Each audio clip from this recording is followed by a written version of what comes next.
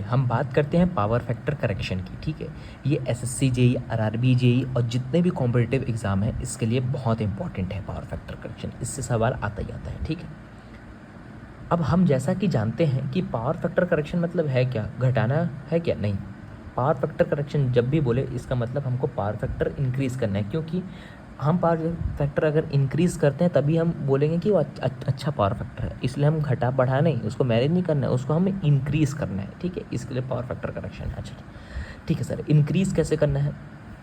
Power factor कहाँ पर use होता है? हम जानते हैं जहाँ पर हम इंडक्टर मैग्नेटिक फील्ड हो वहाँ पर पावर फैक्टर यूज़ होना ही होना है, आरएलसी सर्किट में। ठीक है, मोटर में होता है, इंडक्टर ऐसे लपेटा रहता है ना, इंडक्टर फ्रीज में होते हैं। तो ये इंडक्टिव है ना, ये लोड है, इंडक्टिव लोड है। इसी के पैरेलल में हम कैपेसिटर अगर लगाते हैं, है ना, अब वो कितना लगाना है वो डिपेंड करेगा, अभी फार्मूला सब आएगा। ठीक है, इसके पैरेलल में हम अगर कैपेसिटर लगाते हैं तो पावर फैक्टर इम्प्रूव हो जाएगा। सर कैसे?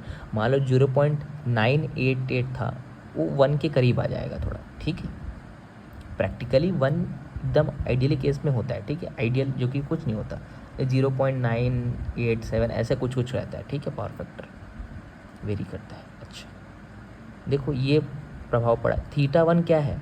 जब हमने कैपेसिटर नहीं लगाया था, और θ2 क्या है? जब हमने कैपेसिटर लगाया। देखो, करंट को हमको कम देना लगा, और देखो पावर फैक्टर इंक्रीज़ करेंगे करंट कम जाएगा, क्योंकि कम देना पड़ेगा, है ना। दैट मीन्स हमको लॉसेस भी कम होंगे, है ना। पावर फैक्टर करेक्शन जब होता है I2 जो आर लॉसेस होते हैं वो कम हो जाएंगे अपने, क्योंकि करंट की वैल्यू कम हो जाएगी। ठीक है, और पावर उतना ही जाएगा क्योंकि हमने पावर फैक्टर बढ़ा दिया है। ठीक है, VI cos फाई आपने सुना होगा। ठीक है, यस सर, यहाँ पे ये समझ नहीं आ रहा है P = S1 cos θ1, Q1 = S1 sin θ, ये क्या है? चलिए, आपने ये वाला ट्राइंगल तो देखा ही होगा, देखा होगा ना भाई, ये वाला ट्राइंगल। हाँ, इसमें क्या रहता है, ये S1 जो है, S वाला है जो पार्ट है, ये एपरेंट है, एपरेंट पावर है, जो इन दोनों का समीशन होता है, जो होता है real power and reactive power का समीशन होता है ना, फिर बोलो अंडर रूट होता है ना। अच्छा, ये P क्या है? ये रियल पावर है। ये Q का है? रिएक्टिव पावर है। ठीक है सर। अच्छा, यहाँ पर देखो तो ज़रा, अगर हम देखा जाए तो इस ट्राइंगल में θ1 का देखना, θ1 में P तो सेम है, P दोनों के लिए सेम है, बेस कम ज़्यादा नहीं हुआ है, उतना का उतना ही है, लेकिन Q में प्रभाव पड़ा है और S में प्रभाव पड़ा है। क्या Q छोटा हो गया सर? ये तो गलत हो गया। नहीं नहीं, गलत नहीं है, सुनो सुनो, Q छोटा इसलिए हुआ क्योंकि हमको अब सोर्स से रिएक्टिव पावर कम लेनी पड़ रही है। एक मेरी बात को ध्यान सुनो, पहले सोर्स से रिएक्टिव पावर लेनी पड़ रही थी, अब उससे थोड़ा कम लेनी पड़ रही है। ये तो हमारे लिए अच्छा है। क्यों? क्योंकि थोड़ा रिएक्टिव पावर ये दे रहा है, ये दे रहा है कैपेसिटर, तो सोर्स से हमको कम लेनी पड़ रही है रिएक्टिव पावर, है ना। तो इस कारण ये छोटा हो गया। सर ये क्यों छोटा हुआ?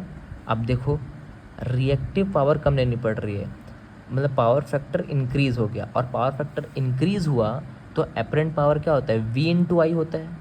वोल्टेज तो फिक्स था लेकिन करंट कम हो गया, पावर फैक्टर इंक्रीज़ हुआ तो करंट कम हो गया, तो करंट कम हो गया तो V/I होता है एपरेंट पावर, तो ये भी कम हो गया। ठीक है, इस वजह से ये ऐसे आ गया। रियल पावर को कोई प्रभाव नहीं पड़ा क्योंकि पूरा काम रिएक्टिव पावर का था, रियल पावर कोई इफेक्ट नहीं पड़ेगा। ठीक है, पावर फैक्टर करेक्शन में ये इंपॉर्टेंट सवाल है। ठीक है, एक एक बात को मेरी ध्यान से सुनते जाना। ठीक, अब सर ये कैसे आया? ये तो सिंपल भाई, एंगल लगा सकते हो, साइन थीटा लगाओगे तो परपेंडिकुलर बाई बेस बनेगा, ऐसे ऐसे करके आया, ये इसका कोई फॉर्मूला नहीं है। ठीक है, इसी से आता है ये। ठीक है, इसी से आता है, tan थीटा लगा सकते हो, ऐसा करके लगा सकते हो। अच्छा ठीक है सर, अब QC निकालते हैं। सर QC ही क्यों निकाल रहे हैं? क्योंकि फॉर्मूला में बैठाना है ना अपन को। जैसा रियल पावर का फॉर्मूला होता है V²/R होता है ना, वैसे ही रिएक्टिव पावर का भी फॉर्मूला V²/R ही होता है, और R को हम X ही बोल देते हैं, X बोल देते हैं। अब यहाँ पर बोल रहे हैं हम X ही क्योंकि हम कैपेसिटर लगाए हैं। ठीक है, अच्छा ठीक है, वहीं पर ना QC क्या है सर? दोनों का डिफरेंस। पहला क्या था? रिएक्टिव पावर सोर्स से आ रहा था, जो रिएक्टिव पावर पहला क्या था जब हमने कैपेसिटर नहीं लगाया था। अब क्या है? अभी भी सोर्स से ही आ रहा है, कितना आ रहा है वो, इन दोनों का डिफरेंस, यही वो QC दे रहा है। ठीक है। रिएक्टिव पावर इतना ही दे रहा है कैपेसिटर, यही क्यूसी है, ठीक है। पूछेगा रिएक्टिव पावर कितना दे रहा है कैपेसिटर, तो Q1 माइनस Q2 दे रहा है भाई, ठीक है। पहले इतना दे रहा था, अब इतना दे रहा है। अच्छा ठीक है। थीटा 1 आप जा रहे हो जब कैपेसिटर आपने नहीं लगाया था तब का एंगल है, थीटा 2 जब कैपेसिटर आपने लगा दिया तब का एंगल है, ठीक है। खैर वो न्यूमेरिकल से आपको पता चल जाएगा क्या है एक्चुअल में।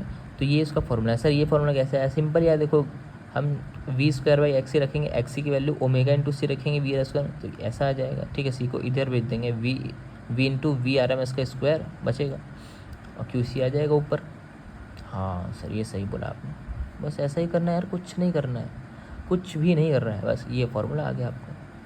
इस फॉर्मूला से आप एक क्वेश्चन करते हैं, ठीक है। देखो दिया है, when connected to 120 volt RMS 60 hertz power line, ठीक है। वोल्ट RMS को 60 पावर लाइन करने के load absorb 4 kilowatt, lagging power factor 0.8, lagging power factor 0. Power factor पता चल गया 4 किलोवाट है। फाइंड द वैल्यू ऑफ इधर इंक्रीज़ करना है, उस पावर फैक्टर 0.095 इंक्रीज़ करना है, तो उस कैपेसिटेंस की वैल्यू क्या होगी? देखो यहाँ से QC कैसे निकालेंगे? देखो S1 पहले निकालेंगे, है ना। P/cos θ1, cos θ1 है मेरे पास भाई। पावर फैक्टर क्या है? पावर फैक्टर क्या है? 0. cos θ1 पहला पावर फैक्टर है बस। अच्छा Q1 S1 sin थीटा निकल जाएगा, sin 36.87। सर नहीं समझ आ रहा है सर, ये 36.87 क्या है सर?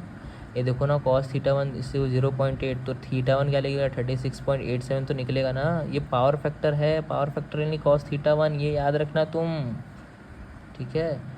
तो थीटा जगह ये वैल्यू डालोगे कैल्सी में तो VR आ जाएगा, ओके। cos θ2 हमको ये बनाना है तो θ2 इज इक्वल टू 18.95। अब देखो भाई S2 की वैल्यू इतना रख दो, अच्छा ठीक है। अब देखो Q1 माइनस Q2 कर दो, देखो Q1 आपके पास आ गया था, है ना। Q2 भी आपके पास है, Q1 माइनस Q2 कर दो, है ना। और ये इसकी वैल्यू ऐसा रख दो। आपको 310.5 माइक्रो फराडे लगाना पड़ेगा, तब जाके आपको इतना पावर फैक्टर मिलेगा, ठीक है। ये था भाई, बस ऐसे ही क्वेश्चन आता है इसमें, ठीक है, और कुछ नहीं है इसमें। बहुत अच्छा टॉपिक है और बहुत ही ज़्यादा इम्पॉर्टेंट टॉपिक है पावर फैक्टर करेक्शन, ठीक है। इसको अच्छे से आप पढ़ लेना, ठीक। और बस और क्या है।